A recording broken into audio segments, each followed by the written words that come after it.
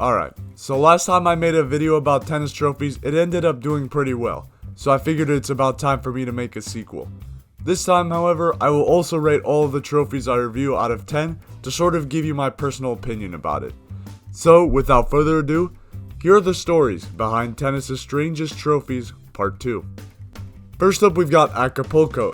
The backstory behind the odd trophy dates back to 1993, the inaugural year of the Mexican Open.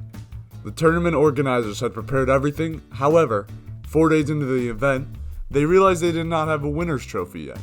According to the then marketing director Alejandro Orbañanos, he and a group of other tournament organizers went to a local jewelry shop to pick out a trophy, and after considering several options including a rooster sculpture, they eventually settled on a gourd sculpture as it, quote, looked the most like a trophy.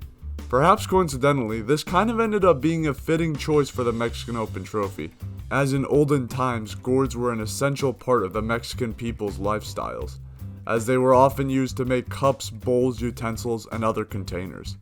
Over time, Mexican artists also began decorating gourds using carvings and dyes, creating a form of art that is still showcased in Mexican homes to this day.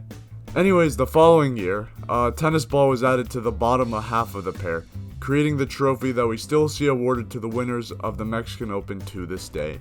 Overall, the backstory is fairly interesting and certainly clears up some confusions about the Acapulco trophy, but at the end of the day, the trophy is still a giant ass pair that seems super awkward to hold and display anywhere. I'd give it a 6 out of 10. Next up, we have the Qatar Open trophy, which depicts a bird, more specifically a falcon, sitting on a perch. Much like gourds in Mexico, falcons have been a staple part of Qatari culture for some time now. Arabs have been using falcons to hunt food for centuries, and today serve as a symbol of Qatari culture and their relationship with the desert and nature. And, of course, is the national bird of Qatar.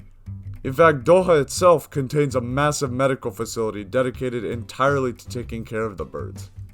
Knowing these facts, it's pretty easy to see why the tournament organizers chose to make their trophy a perched falcon. And in my opinion, I think it works a lot better than the Mexican Open pair as a trophy. I give it a 7 out of 10. And, last but not least, we have the Adelaide Open trophy. According to its artist, the trophy is meant to represent a rainbow serpent, a deity recognized as a creator god by Australian Aboriginals. The serpent is seen as a giver of life, as well as a destructive force when enraged, and every year a 4-day music and arts festival is thrown in its honor in Victoria, Australia. Trophies like these are really the reason I choose to make these videos.